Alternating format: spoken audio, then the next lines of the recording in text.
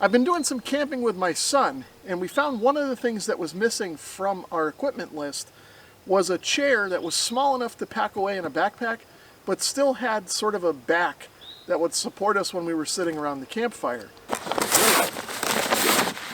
Looking at the carry case, you can see that we've got handles on either end to carry it vertically, or a shoulder strap that's adjustable that you can use to fling this over your shoulder or maybe even over your back. And of course you could also attach this externally to a backpack, or it would fit inside of one of the larger backpacks.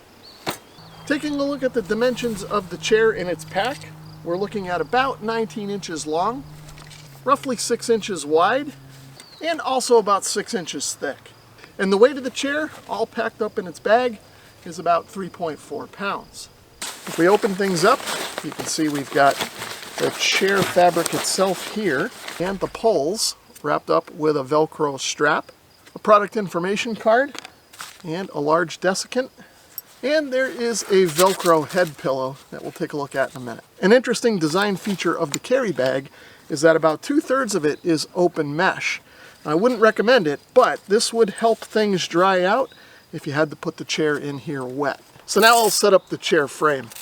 It's simple as undoing the Velcro and just snapping all of the tubes into place. And you can see here that they're all held in with sort of shock cords, so you're not going to lose any of these, and they're going to go into the locations where they're supposed to, almost sort of naturally. The two poles that make up the backrest are 3 segments with shock cord holding them together. And again, they just kind of snap together and then into their sockets on the hub.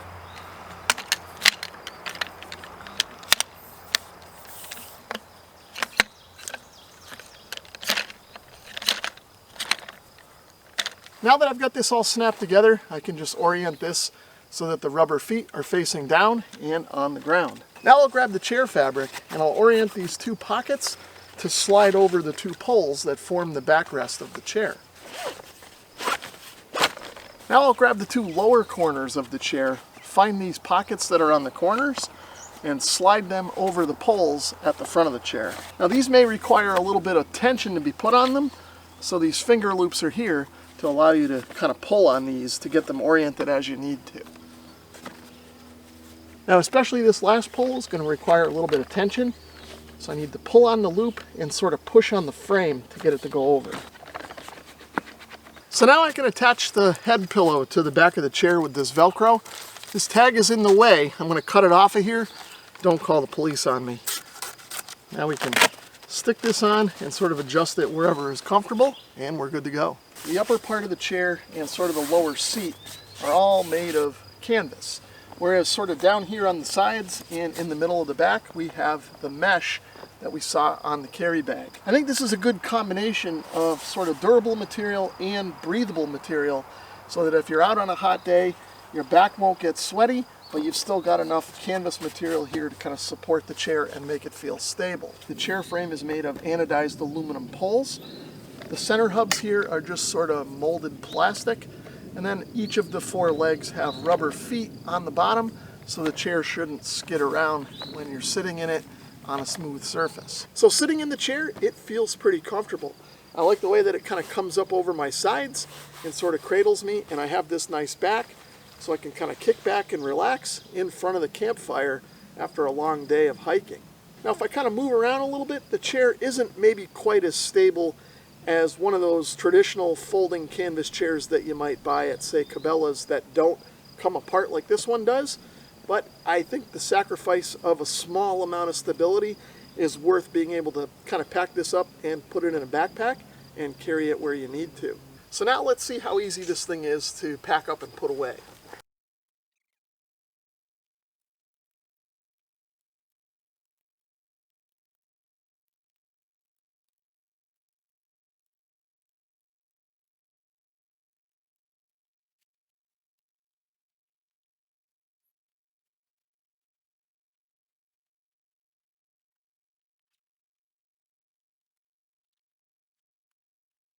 Okay, so everything fits in the bag, and it wasn't too bad to pack up.